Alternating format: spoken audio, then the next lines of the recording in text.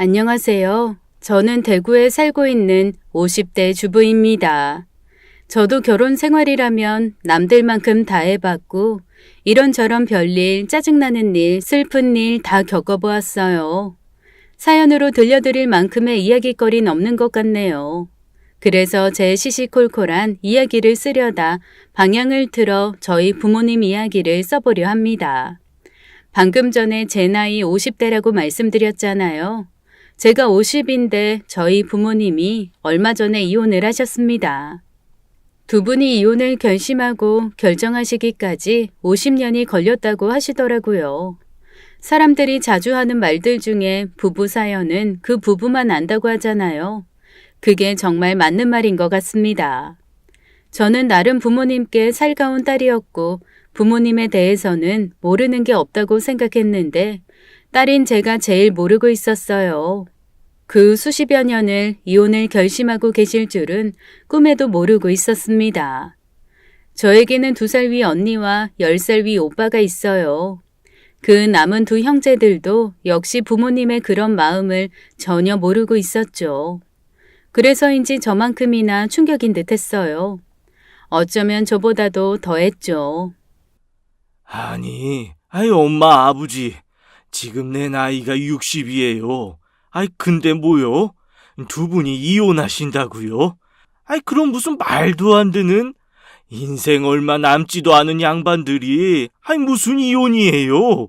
그래, 엄마 아빠 무슨 이혼이야. 지금 연세가 몇이신데요. 나랑 막내가 50이 넘었어. 아니 그럼 여태 이혼 안 하시고 뭐 하셨어? 하시려거든 진작에나 하시지. 왜 안 하셨냐고. 그런데 상황을 보아하니 아버지는 이혼 안 하시고 싶으신 눈치셨고 어머니 표정이 각오한 듯한 표정이셨어요. 그리고 오히려 어머니는 평온해 보이셨으나 아버지는 불안해 보이셨습니다. 어머니는 이혼 발언을 하시고는 저희를 똑바로 쳐다보셨고 아버지는 땅만 보고 한숨만 푹푹 쉬고 계셨거든요. 이제는 너네 아버지 헛기침 소리도 소름 끼쳐. 눈에만 보이면 죽이고 싶고 말소리라도 하면 한 대 치고 싶어. 그럼 서로 안 보는 게 맞지. 그리고 니들 말 맞다나 남은 생 얼마 안 남았는데 나 좀 편하게 살면 안 되냐? 단 1년을 살지라도 하루를 살지라도 나는 이 인간이랑 헤어지고 속 편하게 자보는 게 소원이야. 너네 아버지는 단 하루도 코를 안 골고 잔 적이 없는 사람이고 옆에 사람 없으면 못 자는 인간인데 나는 길가에 스치는 바람 소리에도 깨는 사람이고 옆에 누가 있으면 화가 나. 뭐 한두 가지 이유만으로 이혼을 하고 싶으셨겠냔 말이죠. 저희 어머니는 80 넘는 세월 동안 계속 쌓아놓으신 듯 했습니다. 이혼을 하고 싶은 수백 수천 가지 이유를요. 저희에게 그 말씀을 하시면서도 통쾌해 보이시더라고요. 애초부터 저희 허락은 필요 없으셨던 듯 했고요. 그렇게 폭탄 발언을 날리시고는 끝내 이혼을 하셨어요. 물론 계속해서 말리는 가족들 때문에 몇 달 걸리긴 했지만요. 그리고는 어머니는 시골 이모댁으로 들어가서 살겠다고 하시고는 요즘엔 짐을 싸고 계십니다. 그런데 이상하게도 저는 그런 어머니를 이해하게 되더라고요. 제가 살아오면서 저희 어머니가 그렇게나 웃음 지으시는 걸 요즘에서나 봐요. 흥얼흥얼 트로트를 흥얼거리시면서 아버지랑 헤어지실 준비를 하시는데 꼭 소풍 가기 전 들뜬 어린애 같으시다니까요. 그리고 아버지와 이혼 도장 찍자마자 저희 어머니가 집에 와서 하신 일은 안대와 귀마개를 버린 것이었습니다. 다시는 쓸 일이 없을 거라고 어떻게 족쇄처럼 평생 이걸 끼고 잤을까 하고 말이죠. 가족 사진도 한 장 챙기지 않으셨어요. 가족 사진까지도 신경 쓰고 싶지 않을 만큼 엄마 본인만 생각하고 살고 싶으신 거겠죠. 그리고 그런 어머니를 바라보시면서 아무 말씀 없으신 아버지. 하는 수 없이 저는 조금은 울적해 보이시는 아버지를 달래드렸습니다. 아버지, 너무 서운해 마셔. 엄마가 좋다는데 어째? 죽기 전에 하고 싶으신 게 이혼이시라는데 어쩌겠냐고. 엄마 안 계셔도 내가 자주 집에 올게. 애들도 보내고. 알겠죠? 아니, 네 엄마는 진짜 이 고집이 보통이 아니오. 그 고집은 시간으로도 해결이 안 되는 모양이다. 그래도 네 덕에 몇십 년은 벌었지. 너 가진 거 알고 네 엄마가 마음 접었었어. 내내 부모님의 이혼을 그저 해프닝 취급하던 저는 아버지 마지막 말씀에 움찔했습니다. 어머니가 50년 내내 아버지와 이혼할 수 없었던 이유 중에 하나가 늦게 가진 나 때문이었구나 싶어서 말이에요. 저 때문에 미루어진 거라고 했습니다. 엄마의 이혼 선언이요. 저희 부모님은 맞선으로 만나셨고 선보고 얼마 안 돼서 바로 결혼하셨다 했습니다. 지금이야 서로 볼 거 다 보고 재볼 거 다 재보고 만나고 또 만났다가도 쉽게도 헤어지잖아요. 그때는 눈만 맞추고도 얼마 안 돼서 결혼했다 하니 얼마나 맞는 게 없었겠어요. 그래도 다 감수를 하고 사셨겠죠. 저희 부모님도 그중 한 분이셨고요. 그래서 남들 다 그렇게 사니까 그런가 보다 했대요.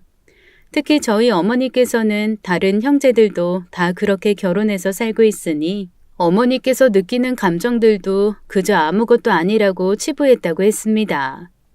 아무것도 아니라고 괜히 그러지 말자고 말이에요.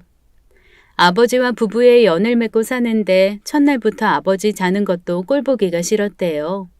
기차 화통을 삶아 먹었나 코를 골다 못해 목젖으로까지 입으로도 골아서 잘 때마다 골이 울리는 기분이었다고요. 그래서 첫날에는 베개를 귀에 잔뜩 올려 겨우 동트기 전에 잠드셨다 했습니다.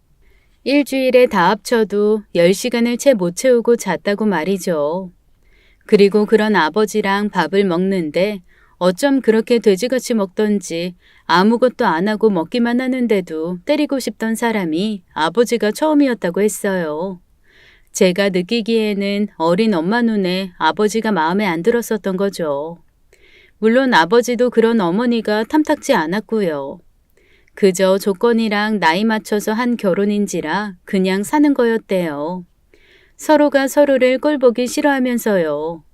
그래도 어머니는 정부치고 살자, 정부치고 살자고 하면서 자기 최면도 걸어보았고 좋은 점만 보자 하면서 나름 아버지 잘 챙겨주려고 하셨대요. 그런데 아버지가 워낙 무뚝뚝하시니 그것도 얼마 못 가서 정도 잘 안 붙더래요. 그러다가 오빠가 생기고 배가 불러오고 살면서 힘든 거 같이 겪으면서는 그런 아버지가 안쓰러웠대요. 엄마 본인도 안쓰러웠고요. 그래서 첫 세월은 서로가 서로를 안쓰러워하고 대견해도 하면서 버텼다 했습니다. 어릴 때 만나서 젊은이가 되고 청년이 되고 어른이 되어가는 과정을 부부로서 같이 밟아가다 보니 나중에는 부부라기보다는 동지애가 싹 텄다고 하시더라고요. 그래서 인생을 같이 사는 게 합을 맞춰가는 거라 여기면서 지냈다고 하셨습니다. 그러다가 오빠를 키우고 오빠가 어느 정도 자랄 무렵에 외할머니가 돌아가셨습니다. 그때 아버지가 어머니께 많이 서운하게 하셨대요. 외할머니 돌아가셨으니 외할아버지 혼자 남아 계셔서 엄마께서 반찬 좀 해드리고 돌봐드리려고 했더니 남은 사람은 남은 사람이 알아서 잘 찾아 살아. 뭐 백날 첫날 해주려고 그걸 챙겨? 뭐하러 챙겨? 그럴 거면 시작도 하지 말어. 괜히 나중에 더 아쉬워지니까. 당신은 이제 나랑 우리 가족만 더 챙기면 돼. 결혼해서 딴 가정 이뤘으니 부모는 남이야. 그렇게 치면 당신네 부모님도 나한테는 남이야. 왜 엄마 돌아가셔서 슬픈 우리 아버지는 남이니 챙기지 말라 하고 당신네 멀쩡히 살아계시는 부모님은 그렇게 매일 챙기래? 그게 말이 된다고 생각해? 그래서 진짜 다 엎어버리고 갈라서자 싶었는데 어린 오빠를 봐서 참으신 거였습니다. 아버지 때문에 속상해서 친정으로 갈짐을 싸던 엄마는 결국 조용히 다시 돌아오셨어요. 그리고 또 언니가 생겼고요. 그런 식으로 자식 때문에 계속 발목 잡혀 계셨던 거죠. 그래도 언니랑 전화할 때는 아버지께서 달라지시는 듯 보였었대요. 괜히 더 엄마를 챙겨주시기도 하시고 아이 낳고 고생했으니 배려도 많이 해주고 더 위해주는 것 같았다고요. 그런데 엄마가 저와 언니를 낳기 전 오빠가 어렸을 때 아버지가 바람까지 피우신 거예요. 엄마는 이것 때문에도 아버지를 더 용서하실 수 없으셨던 것 같습니다. 그 부분은 저와 다른 형제들도 모르고 있었던 내용이었어요. 부모님 이혼 때문에 저희가 계속 반대를 하니까 엄마께서 속이 터지셨는지 결국엔 끝끝내 숨겨두었던 그 말을 꺼내버리고 마셨죠.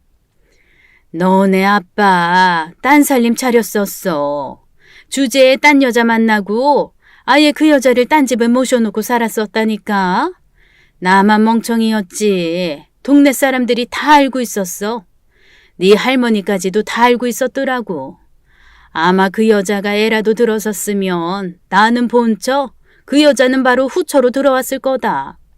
차라리 그 여자가 너네 형제라도 낳았으면 난 속 시원하게 네 아버지랑 진작에 갈라섰을 텐데 그때는 왜 그게 다행이다 여겼는지 원.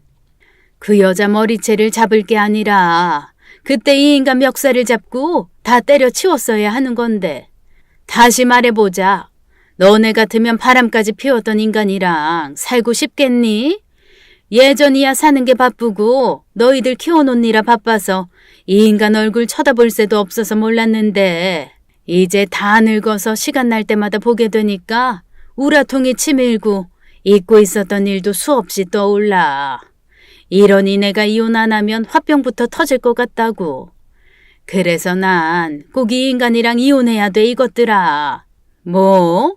아버지 말해봐요. 진짜예요?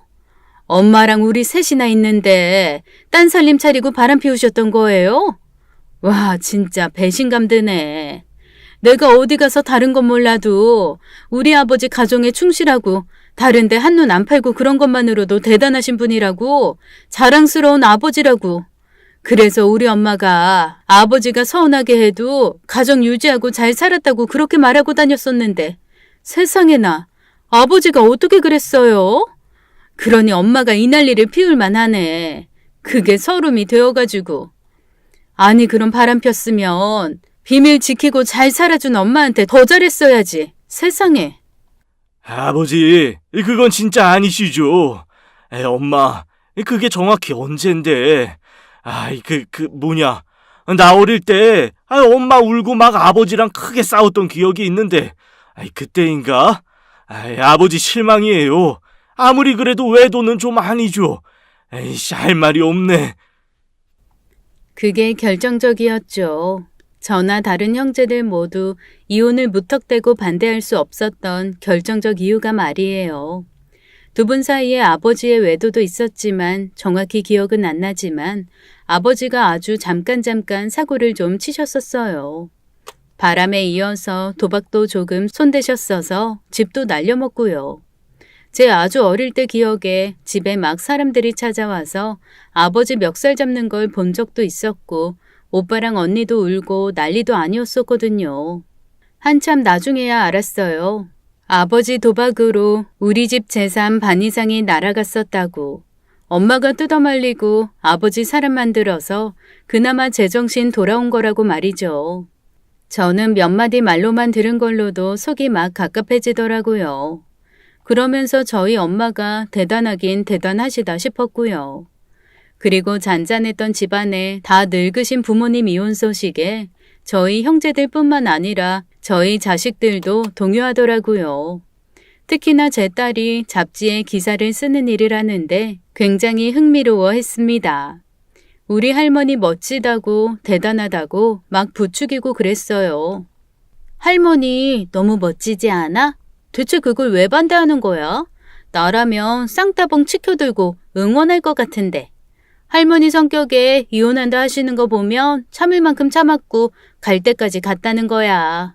얼마나 멋져. 당신의 남은 인생 행복하게 살고 싶어 하시는 게. 많이 늦은 거 누가 봐도 다 알지만 그렇게 헤어질 결심을 하신다는 게 난 응원해. 할머니 대단해. 뭘 또 응원하고 대단하기까지 해. 다 늙어서. 그래도 부부끼리 의지하고 그러고 사는 게 더 든든하지. 너는 건너라 남일처럼 받아들일 수 있겠지만 엄마는 아니야. 두 분이 따로 사시면 네 엄마는 한 곳이 아니라 두 곳을 챙겨야 한다는 소리라고. 괜히 다들 피곤해지는 일이야. 두 분 다 건강도 안 좋으신데 무슨 이혼을 하신다고. 엄마, 그럼 나중에 엄마가 아빠랑 이혼한다고 하면 나는 말려야 돼, 부추겨야 돼? 아빠가 막 바람도 피웠었고 딴 살림도 차렸고 할아버지처럼 집도 날려먹고 도박도 하고 막 그랬었는데 말이야. 아는 사람이 더하다고 엄마 그러면 안 되는 거 아니야? 엄마 말대로면 난 건너 할머니 손자일 뿐이지만 엄마는 딸이잖아. 자기 엄마가 그 고생하고 사시다가 자유 좀 얻자는데 엄마 피곤하고 힘들 것 때문에 할머니의 자유를 반대한다? 완전 창설없는 감옥이잖아. 그건 너무 가혹한데? 가만 보면 엄마가 제일 나빠. 아마도 저도 제 딸아이 같은 청춘의 나이였으면 다른 결론을 냈을까 싶더라고요. 그런데 저희 부모님 못지않게 저도 많은 기억들을 가지고 지나쳐 오다 보니까 웬만하면 조용하게, 웬만하면 눈에 안 띄게, 어지간하면 그냥 참고 사는 게 그게 속 편하게 여겨졌습니다. 한마디로 내 일만으로도 충분히 속 시끄러운 세상, 부모님 일까지 거들고 싶지 않았으니까요. 그렇게나 부모님의 이혼은 잔잔하게 많은 걸 흔들어 놓고 있었더라고요. 딸의 말을 듣고 나니 몇십 년을 참은 엄마께 죄송스러운 마음이 생겨서 같이 식사나 하자고 찾아갔어요. 저 어릴 때 엄마가 저한테 콩국수를 그렇게 자주 사주셨었거든요. 저는 너무 맛이 없는데 매일매일 사주시길래 당연히 엄마가 좋아하시는 건 줄 알고 모시고 콩국수 집에 갔습니다.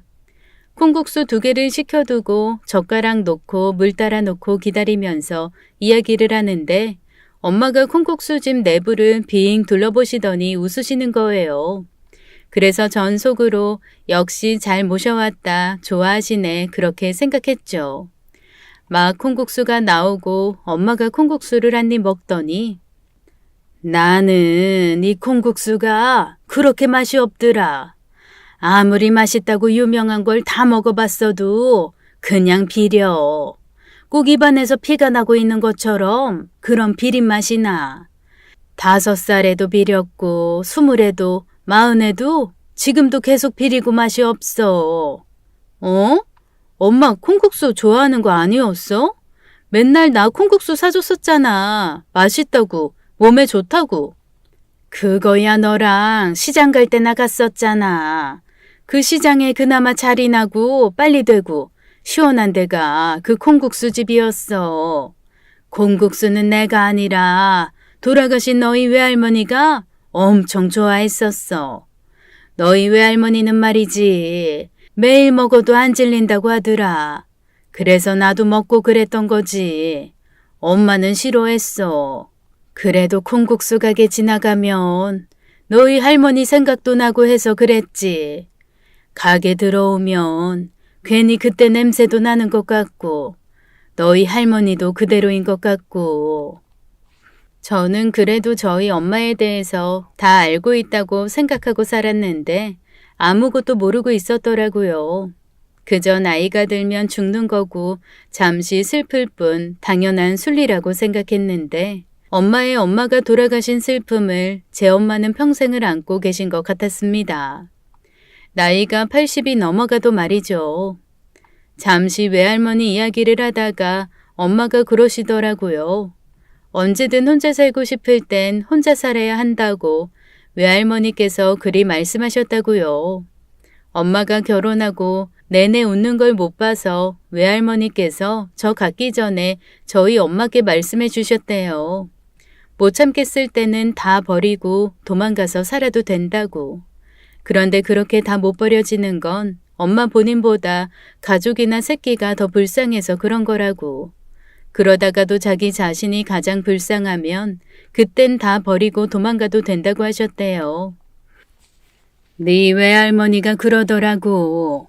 뭐든 수써봐서 안 될 것 같으면 그냥 다 던지고 도망가라고. 그게 제일 속 편하다고. 옛날에 외할머니 어릴 때 동네에 미친 여자가 있었는데 사는 게 너무 힘들어서 미친 척 한다는 소문이 있었대. 미쳤다고 하면 사람들이 말도 안 걸고 안 괴롭히니까. 원래 동네에 살던 사람도 아니고 갑자기 그 동네에 들어온 여자였는데 처음에 막 이사 왔을 땐 멀쩡했던 사람이 점점 이상해지더래. 왜 사람이 정신을 놓는다라는 표현을 하잖아? 그 사람이 그랬어. 점점 정신을 놓았어. 가족이 누군지 자기가 누군지도 모르고. 그렇게 미친 여자같이 그 동네에 10년인가 살다가 어느 날 갑자기 이사를 가버렸는데 이사 가기 전에 네 할머니한테 그랬대. 잘 놀다 갑니다 라고. 진짜 제정신이었던 거지. 무슨 사연인 건지 다 내던져버리고 왔던 거야. 미친 척하고 살아보니 인생 살만해서 어디가 되었든 행복 충만해져서 돌아간 거지. 그러니까 나도 안 되겠다 싶으면 주변 사람들 말이고 뭐고 신경 쓰지 말고 그냥 미친 척 도망가라고. 그래서 난 이번에 제대로 도망칠 거야. 나 말고 신경 쓰이는 사람이 이제는 아무도 없어. 그 말인즉슨 저희 엄마가 80이 다 되어서 본인이 제일 불쌍하시다는 거잖아요. 그 말을 듣는데 저도 모르게 콩국수 먹다가 한참을 울었네요. 원래 제가 콩국수에 설탕파인데 그날은 참 짜게도 먹었습니다. 그리고 조금씩 부모님의 이혼에 마음을 열기 시작했죠. 알고 나니 보이더라고요. 친정에 갔다가 집에 와서 결국엔 남편에게도 알려줬어요. 부모님이 이혼하실 거다 엄마가 하고 싶어 하신다고요. 괜히 부끄러워서 말도 꺼내지 않았거든요. 남편에게는요. 그러자 남편은 그럴 줄 알았다는 투였어요. 저만큼이나 남편도 결혼하고 저희 부모님을 자주 배워왔기에 잘 알고는 있었겠지만 저보다도 더 빨리 눈치챈 듯한 분위기였죠. 특히나 시부모님 사이가 일반적인 부부와는 달리 많이 좋으시거든요. 그래서 저희 부모님의 사이가 나쁘다는 것쯤은 당연히 알고 있었던 듯 했습니다. 그래? 헤어져서 변하시다면 뭐 그런 결정도 나쁘지 않아. 요새는 젊은 부부들도 3개월 겨우 살고도 뭐 이혼들 하는데 난 그런 것도 나쁘게 생각 안 해. 결국에는 자기들 행복하자고 결혼한 거고 불행해지지 않으려고 이혼하는 거잖아. 뭐 어때? 이혼 안 하는 게 국위선양하고 나라에 일조하는 것도 아닌데. 그리고 암만 결혼해서 애 많이 낳아봐라. 살기 좋은 나라 되나. 요즘 같아서 단체나 국익 말고 개인, 자기 자신을 먼저 챙기는 게 옳다고 본다. 결국 그 하나하나 개인이 행복해져야 좋은 나라가 되는 거 아닌가. 암튼 나는 두 분 뜻 동의한다고. 예전에 당신이랑 처가에 인사 갔을 때도 두 분 사이 안 좋아 보였어. 당신은 아버님이 가부장적이고 어머님이 살가운 편이 아니라서라고 했었지만 가부장적이고 살갑지 않아도 행복하면 겉으로 표가 나. 정말 편하고 행복한 사람들은 여기저기 티가 나거든. 그런데 장인어른이랑 장모님은 서로가 굉장히 불편하신 듯한 표정이었어, 내내. 우리 부모님이랑 상견례 하실 때도 예의는 갖추셨지만 뭐랄까, 당신 때문에 어쩔 수 없이 자리하신 느낌이랄까? 여하튼 내내 두 분 위태로워 보였어. 근데 왜 진작에 말 안 했어? 우리 부모님 사이 안 좋아 보인다. 보기에 그래 보인다. 그런 말 안 했었잖아. 왜 이제 와서 자기만 알고 있었다는 듯이 대단한 척 말하네? 저도 모르게 남편의 말에 화가 나더라고요. 물론 남편은 나쁜 뜻으로 제 속을 뒤집으려고 한 말이 아니었지만 제가 괜히 찔렸는지 격하게 반응했어요. 당신 장인 장모님 이야기 안 하잖아. 먼저 꺼낸 적이 한 번도 없었어. 알아? 오히려 우리 엄마 아빠 많이 챙기고 전화도 장모님보다 우리 엄마랑 더 많이 하잖아. 나는 당신이 장인어른이랑 전화 통화하는 거, 대화하는 거 한 번도 본 적이 없는데 그런 건 어떻게 생각해? 남편이 제 전곡을 딱 찌르더라고요.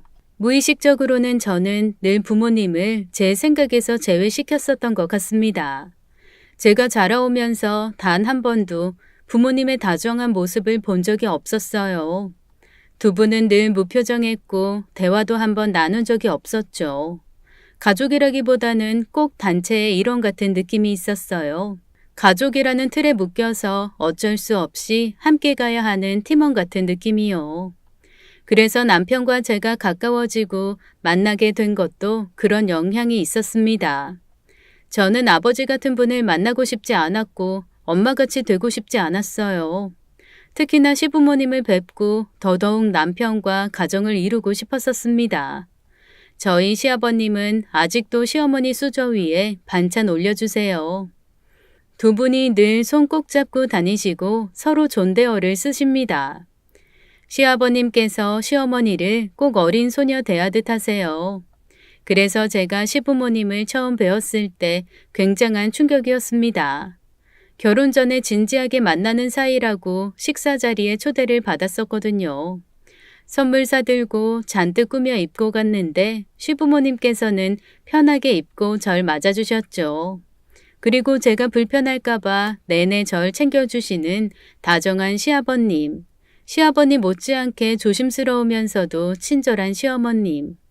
처음엔 가식 같은 모습이라고 느껴질 만큼 이런 상황을 겪어보지 못해서 이질감이 들었습니다. 그런데 한 번, 두 번 오랫동안 만나 뵙고 보니 일상이었어요. 그런 모습들이요.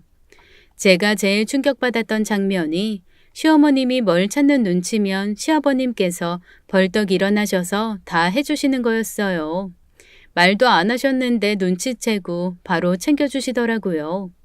예를 들면 그냥 마른 숨 한 번 쉬시면 물을 떠오시고 제가 초대받아서 왔을 때는 두 분이 같이 음식을 준비하고 계셨습니다. 저는 부모님 두 분이 그렇게 가까운 거리를 유지하고 계신 걸 본 적도 없음은 물론이고 주방에 아버지가 계신 걸 본 적이 없었어요. 그런데 시아버님은 한 번씩 본인의 특별 요리라고 저에게 간식도 해주시고 그래요. 남편 또한 집안일은 여자가, 바깥일은 남자가 그런 선이 없어요. 그래서 결혼하고도 저녁밥은 거의 남편이 해주곤 했었죠. 그런 모습을 보면서 저는 무조건 남편과 결혼하고 싶었어요. 그리고 제 예상대로 그런 모습을 다 보고 자란 남편은 나이 50이 넘은 저에게 아직도 연애 때처럼 다정합니다. 그런데 보고 배운 게 없으면 다정도 부담으로 오는 걸까요? 한 번씩 저는 남편의 그런 배려에 쑥스러워하면서 거절을 하기도 하고 어떨 때는 짜증도 내고 그랬어요. 식당 같은 데 가서 남편이 막 뛰어가서 제 물을 떠오거나 전골 같은 걸 먹을 때 떠주면 내가 알아서 먹을게 하고 소리를 치거나 됐다고 손사래를 치기도 했었죠. 그런 게 반복되니까 다정이 병일 정도였던 남편도 조금씩 덜하더라고요. 그 정도로 제가 자라오면서 저희 부모님에게서 보고 배운 모습들은 무관심이었습니다. 부부 사이에 서로에게 전혀 관심이 없고 다투지 않을 정도로만 관계를 유지하는 그런 모습이요. 여기까지는 이혼에 앞서서 감정적인 요소들이고 솔직하게 말해서 이혼해도 돈 문제가 생기잖아요. 그렇게 쌓인 60년의 세월 동안 관계를 반으로 나누면서 재산은 또 반으로 어떻게 나눌지가 자식 중 하나인 저 또한 궁금했고 걱정도 되었습니다. 현실적으로 아버지 쪽은 대대로 재산이 풍족했고 살고 계신 집이나 대부분의 명의가 아버지 명의로 되어 있었어요. 물론 중간에 아버지가 집이 나앉을 정도로 도박을 하셨고 바람 폈던 분께 떼어준 돈도 있어서 예전만큼은 못하지만요. 그걸 저 외에 다른 형제들 또한 다 알고 있고요. 그런데 엄마 쪽에서 먼저 이혼을 요구하시는 마당에 아버지께서 그것들을 제대로 나눠서 돌려주실지가 궁금해졌습니다. 냉정하게 말해서 저 포함 형제들 모두가 두 분의 이혼을 말렸던 이유 중 제일 컸던 게 아버지 재산 없이 엄마가 혼자 나오셔서 살기에는 연세가 너무 많으셨던 거였어요. 이혼하고 이모 댁에 가서 사신다고 하셨는데 이모도 이모부 먼저 보내시고 근근히 살고 계세요. 더군다나 이모네는 자식도 없어서 기댈 곳도 없었습니다. 말 그대로 끝이 훤히 보였어요. 이혼하게 되면 엄마만 손해인 그런 끝이 말이에요. 나이 먹은 것도 서러운데 거기에 돈까지 없으면 얼마나 힘들겠어요. 물론 그 모든 걸 다 감수하고도 엄마가 이혼하고 싶으시다는 거였지만 자식된 입장으로 뜯어 말릴 수밖에 없는 경제적인 현실이 있었습니다. 저희 엄마 성격에 소송을 걸어서까지 아버지와 이꼴 저꼴 다 보고 재산 분할을 하실 것 같지는 않았고 그럴 시간도 없으셨어요. 두 분 다 연세가 있으시니 말이죠. 그래서 감정적인 아쉬움은 뒤로하고 어차피 언제 돌아가실지 모르시니 참아라. 그게 형제들의 주장이었습니다. 특히나 첫째 오빠가 계속 말렸어요. 막내인 저와는 다르게 아무래도 맞이인 데다 장남이고 나중에 오빠가 책임질 일이 생길 게 뻔하니까 걱정이 이만저만이 아니었죠. 집도 먼데 거의 매일을 오빠가 찾아와서 엄마를 설득하기 바빴습니다. 엄마, 다시 생각해봐. 아직 이혼 도장 안 찍었었잖아. 그리고 우리 생각도 해야지. 엄마 돈 없이 노후에 괜찮겠어? 우리 삼형제가 돌아가면서 돈 대준다고 치자. 그걸 언제까지 할 수 있겠어? 안 그래? 그리고 돈을 떠나서도 엄마는 혼자 살 수 있지만 그래도 아버지는 혼자 못 사셔. 혼자 되시고 얼마 안 지나서 금방 초상 치를걸? 엄마가 아버지한테 헤어지자고 이혼해서 따로 살자고 하는 순간 아버지한테 사형 선고하는 거나 다름없어. 마찬가지라고. 그럼 또 이혼하지 말고 죽을 때까지 네 아버지랑 살라는 네 말은 나한테 사형 선고 아니겠니? 난 그렇게 빨리 죽고 싶지 않다. 오래오래 행복하게 남은 생 살 거야. 그러니까 이래라 저래라 하지 마라. 난 이미 마음 굳혔으니까 바뀌지도 않을 거야. 엄마의 마음은 확고했고 오빠는 아버지도 말려보고 다른 형제들을 들들 볶아보기도 하고 난리도 아니었습니다. 그래도 저는 말했어요. 엄마 말 들어주자고요. 이제라도 혼자 살고 싶으시다는데 그렇게 편들어 드리자고 말이죠. 그러자 큰오빠는 제가 막내라 책임감이 없어서 편하게 말하는 거라고 했습니다. 야, 네가 막내라 그래. 너는 뭐 엄마 아버지랑 얼마나 살아봤냐? 난 그동안 세월 다 끼고 같이 오랫동안 살아와서 엄마 아버지에 대해서 그 누구보다 잘 알아. 그래서 내 말이 맞는 거라고. 그러니까 다들 내 의견에 따르는 게 맞아. 나이 80에 이제 와서 자유, 행복 추구권? 뉴스 한번 들어봐라. 고독사에 늙어 죽는 사람들이 천지인데 아무리 원수 같아도 부부끼리 붙어있는 게 제일 안전해. 지금 네가 하는 말은 정말 생각 없이 막내니까 할 수 있는 말이야. 그런 거 아니야. 내가 막내여도 나 지금 50이야, 오빠. 남들이 들으면 웃어. 엄마 의견 존중해주자. 엄마가 언제 우리한테 뭐 하겠다고 허락받은 적 있어? 없잖아. 어쩌면 우리한테 처음으로 손 내민 거야. 들어달라고. 우리가 이혼해라 마라 할 권리도 없어. 우리가 뭐라고 엄마한테 해라 마라 할 수 있겠어. 엄마 인생인데. 알아서 잘 해결하실 거야. 엄마 애 아니야. 엄마의 결심에도 자식들이라는 게 계속 찾아와서 돈 이야기만 하니 엄마도 듣다가 지치셨는지 통장 3개를 턱 내미셨습니다. 살림하고 저희들 키운다는 명목으로 편하게만 살지는 않았다고 돈 한 푼 안 쓰고 모조리 모으셨다고 말이죠. 정말이었어요. 놀라서 후다닥 언니 오빠와 제가 그 3개의 통장을 홀딱 집어서 펼쳐보니 어떤 날은 몇백 원을 입금하기도 할 만큼 엄마는 수중에 돈이 들어오면 모조리 입금한 듯 했습니다. 정말 한 푼도 쓰지 않았어요. 통장 3개의 총액은 오히려 저희들보다도 부자셨어요. 죽을 때까지 충분히 쓰실 수 있는 돈들이었죠. 그걸 보여주시면서 나중에 돈 달라고 할까봐 걱정하지 말라고 말씀하셨습니다. 내가 너네 셋을 키운 사람이야. 너네 아버지 같은 사람 옆에서 너네 셋을 이렇게나 멀쩡하게 키운 사람이라고. 그런데 내가 대책 하나 없겠니? 이깟 돈이 없어서 여태 이혼도 못하고 엉겨 살았는데 대비를 안 해놨겠냐 말이지. 니들도 참 나를 모른다. 내 새끼들인데 날 참으로 몰라. 처음으로 엄마가 진짜 강한 사람이구나 싶었어요. 저희가 여태 느끼기에는 엄마가 무조건 아버지 옆에 계셔야 하고 혼자서는 안 될 것 같은 그런 불안한 존재였거든요. 하지만 전혀 그렇지 않았네요. 엄마의 통장을 확인하고 오빠가 집으로 다시 돌아가기 전에 삼형제가 모여서 술을 한잔 했습니다. 저만 엄마의 그런 모습이 의외가 아니었나 봐요. 같이 모여서 술 핑계로 이야기 좀 하자고 했고 집 근처 호프집에 모였습니다. 두 분 이혼하시면 앞으로 어떻게 해드려야 할지 엄마는 둘째치고 아버지는 누가 어떻게 챙겨드리나 이야기를 하다가 오빠가 한 일화를 말해 오빠 혼자만 간직하고 있었던 일인데 요새 부모님 이혼을 논하다가 보니 갑작스레 어릴 적 일이 떠올랐다면서 말이죠. 나도 아버지가 외도한 거 모르고 있었어. 이제서야 엄마가 말해서 안 거지. 그런데 모를 수밖에 없었던 거야.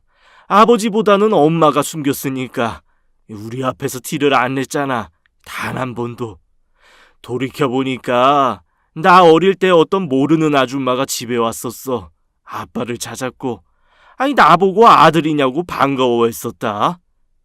아버지 친구인가 하고 넘겼었는데 그분이 집까지 찾아오고부터 엄마 얼굴이 안 좋았어. 원래도 아버지랑 사이 안 좋으셨으니 별로 낌새를 못 느꼈었는데 아버지가 그때 엄마한테 이혼하자고 했었던 건 기억해. 나도 고작 국민학생이었으니 그저 싸우는 거라고 생각했어. 그런데 있잖아. 그때 엄마가 빌었어. 아버지가 엄마한테 따로 살자고 이혼하고 싶다고 하니까 엄마가 무릎 꿇고 아버지한테 빌었었어. 돈도 없고 나랑 헤어지기 싫고 그래서 못 나간다고. 그래서 지금 엄마가 아버지를 떼어놓는다는 건 대단한 결심인 것 같다. 아버지가 여러 번 엄마한테 이혼하자고 하셨었는데 엄마가 매번 아빠를 붙잡았어. 그때는 지금처럼 준비가 안 되어 있었던 거지. 그 다음에 둘째 태어났고 또 한참 지나서는 우리 막내 네가 나왔으니 말이야. 인생도 결국엔 타이밍이라고. 엄마도 예전부터 이혼하고 싶었지만 우릴 봐서 참다가 이제야 나를 잡으신 것 같다. 그래서 결론은 아무래도 나도 찬성하려고. 두 분 이혼하시는 거. 우리 셋도 다 가정이 있고 각자 배우자가 있잖아. 물론 부모님이랑 다르게 사이도 좋고 문제도 없지만 부부 사이 우리가 뭘 알겠어. 우리 부모님이어도 다 알지는 못했으니까. 그리고 이제 와서 알면 뭐하나.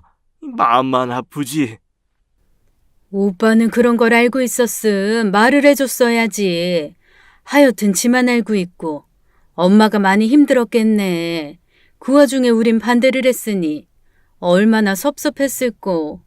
아버지 진짜 왜 그랬을까. 너무했어 정말. 그래 이제 와서 뭘.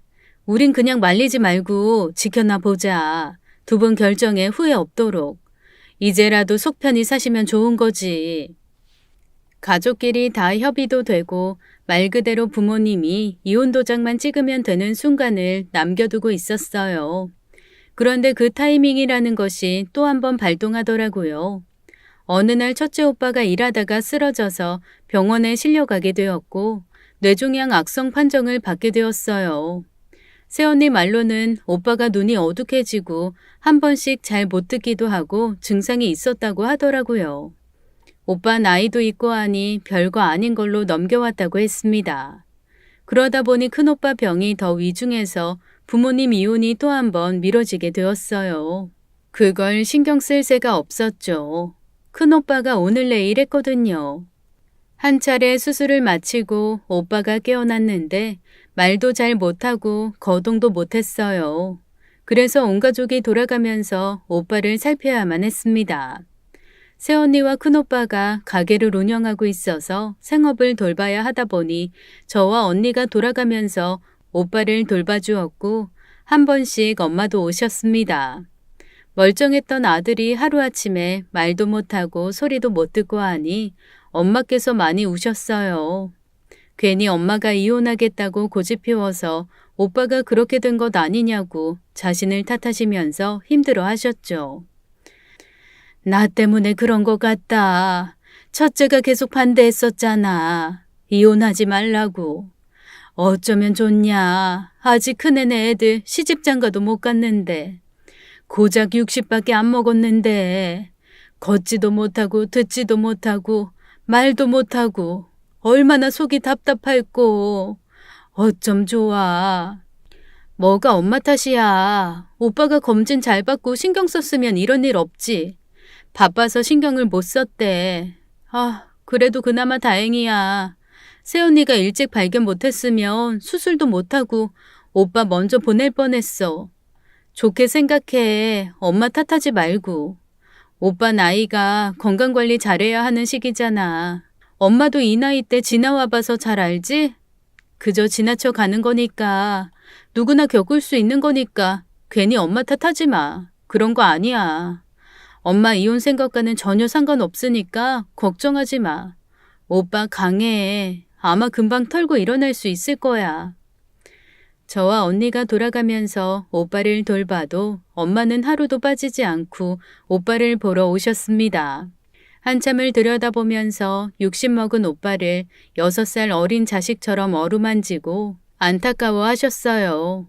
그리고 아버지, 무뚝뚝하던 아버지마저도 불편한 걸음에도 불구하고 병원에 와서 내내 첫째 오빠를 살피셨습니다. 그런 모습들을 보면서 나이를 먹어도 60 먹은 늙은 자식도 부모님께는 그저 어린 자식이구나, 보기만 해도 안타까운 자식이구나 싶더라고요.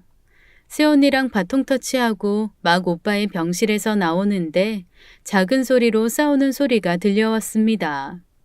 먼저 집으로 돌아가신 줄 알았는데 병원 밖에서 부모님이 말다툼하시는 게 들려왔어요. 그러게 다 늙어서 뭐 그리 대단하게 살아보겠다고 애들 앞에서 재신머리 없이 이혼이나 하겠다고 하고 그러니 저런 화가 생긴 거야. 당신이 재수없게 초치니까 저런 별일이 다 생기는 거라고. 내가 몇 번을 말해. 당신은 좀 가만히 좀 있으라고. 당신이 뭐만 하려고 하면 집안에 재수없는 일만 생겨. 알아? 이참에 괜히 내 핑계 대지 마요. 애들도 괜찮다고 했어. 그리고 당신이야말로 첫째 핑계로 얼렁뚱땅 넘어가려고 하지 말아요. 나 이번에 결심한 대로 꼭 당신이랑 이혼할 거니까 당신 같은 사람이랑은 아예 법적으로도 싹 끊어버리고 싶어. 지금도 봐. 또 내 탓하는 거 보라고. 지겨워 정말. 늘 그런 식이었어. 잘 되면 당신 덕, 잘못되면 재수없는 내 탓. 탓. 다 내 탓. 그렇게 내가 재수가 없었으면 당신부터 잘못됐었겠지. 내 귀한 아들이 잘못될 게 아니라 당신 먼저 죽어버렸겠지. 안 그래? 어딜 또 누구한테 뒤집어 씌우려고 그냥. 저는 싸우시는 부모님께 달려가서는 그만하시라고 말렸죠. 그래도 아버지는 분이 안 풀리셨는지 그 길로 혼자서 집에 먼저 가셨습니다. 엄마는 그 자리에서 한동안 가만히 앉아 계셨어요. 오빠가 아프고부터는 더욱 잠에 못 드신다더라고요. 자식이 아픈데 어떤 부모가 눈붙이고 자겠느냐면서 말이죠. 엄마 그럼 내일은 큰오빠 일, 또 언제는 언니 일, 또 언젠가는 내 문제로 계속 시간 쓸 거야? 엄마 인생 살고 싶다면서. 다 버리고 도망도 가고 싶다면서. 아버지는 단번에 버릴 수 있으면서 왜 또 이렇게 묶여 있어. 그냥 다 모르는 척해. 여기저기 다 신경 쓰고 살면 그거 사는 거 아니야. 아무것도 못하게 되는 거야. 엄마 여태 그렇게 살아놓고 몰라? 엄마가 하고 싶은 거 안 하고 이렇게 우연히 일어난 일에 죄책감만 안고 있으면 뭐?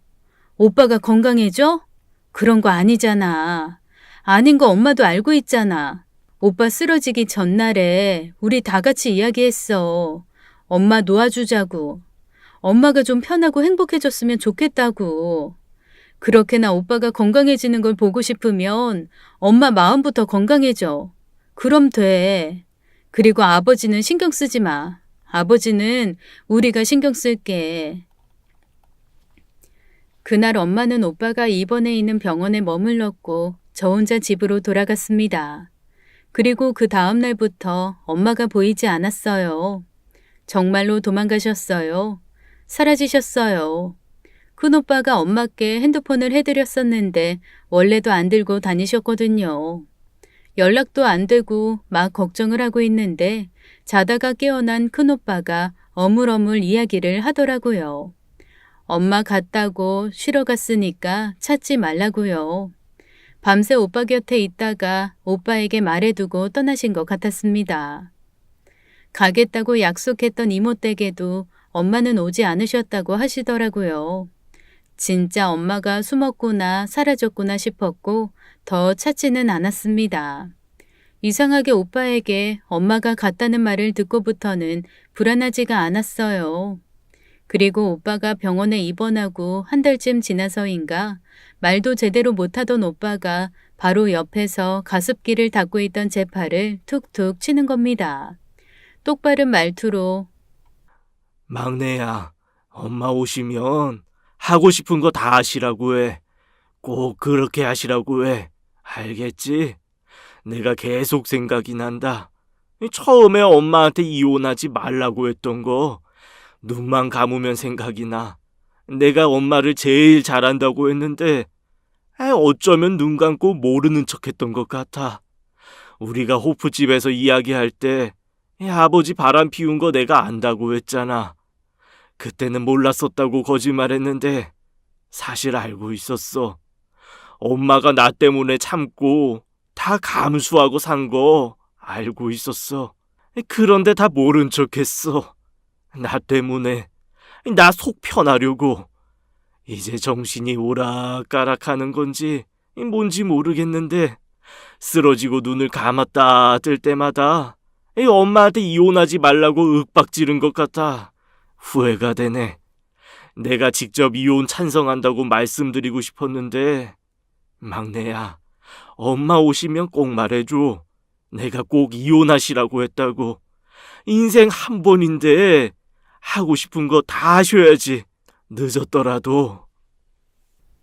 오빠가 처음에 엄마의 이혼 선언을 반대하며 엄마께 모진 말을 했던 게 마음에 많이 걸렸었던 걸까요?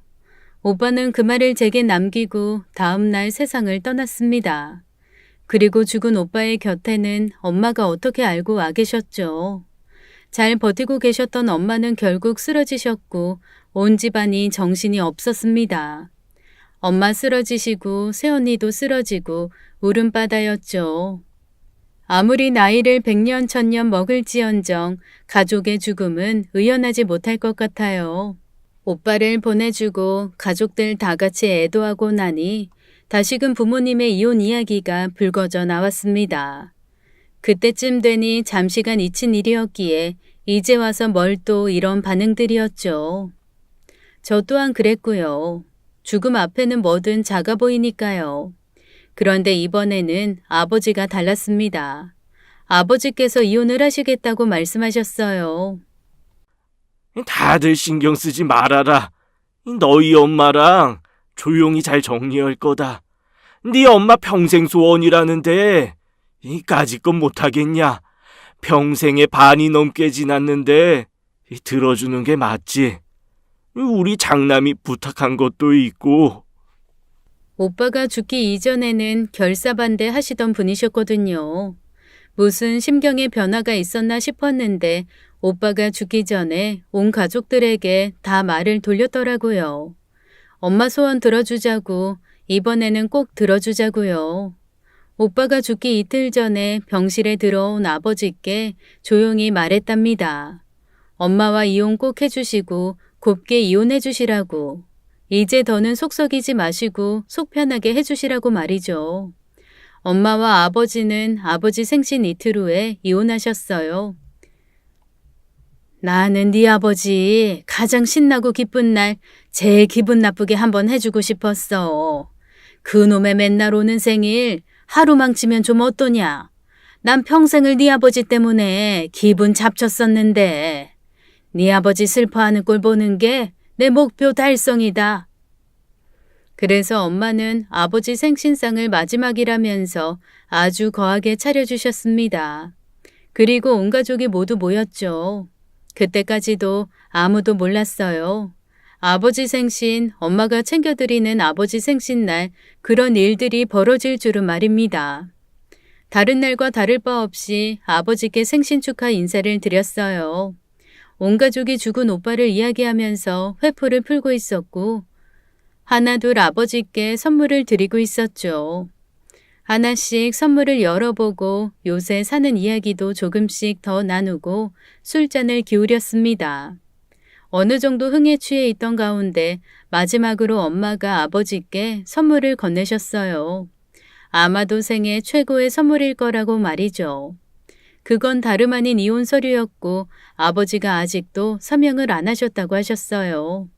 그래서 결국엔 엄마가 아버지 생신에서까지 이혼 이야기를 가지고 오신 거죠. 우리 형제들 외에도 저희 남편 그리고 아이들까지 다 모여 있었던 터라 모든 식구들이 엄마의 행동에 당황하고 있었습니다.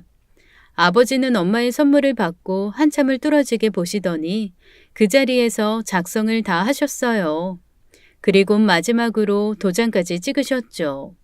엄마도 아버지가 안 해주실 줄 알았는데 막상 다 해주시니까 조금은 당황한 모습이었습니다. 도장까지 찍은 아버지께서 엄마를 바라보시더니 내가 당신한테 정말 잘못했어. 아이 지난 세월이 흐르면 다 잊힐 거라고. 아무것도 아닌 거라고. 나이 들면 무뎌지는 거라고 생각했는데 그게 아니었나 봐. 내 생각만 하고 살았어. 아이 그러니 내가 정말 미안해. 당신한테 큰 상처 줬어.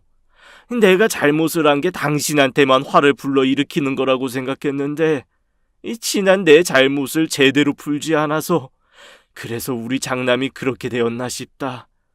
우리 장남이 죽기 전에 나한테 그렇게 부탁을 하더라고. 아버지, 우리 엄마 평생 소원이라는데 그거 좀 들어줍시다. 엄마 좀 편하게 해줍시다. 하는 거야, 사정을. 지가 오늘 죽을지 내일 죽을지 모르는 놈이 말이지. 내가 대체 어떻게 살아왔길래 자식놈이 나한테 그런 말을 하는지. 한참 잘못 살았던 거야. 내가 벌레만도 못하게 살아왔던 거지. 내가 이렇게 무릎 꿇고 당신한테 사죄할게. 이혼도 해주고 원하는 건 뭐든 다 해주리다.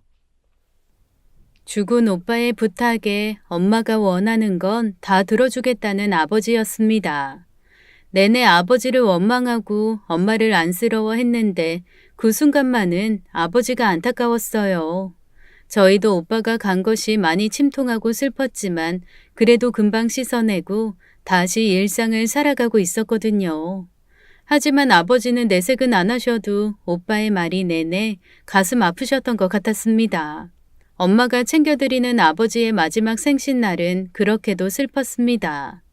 그리고 아버지 생신 이틀 뒤 다른 가족들도 모르게 부모님은 법원에 가셔서 이혼을 하셨어요.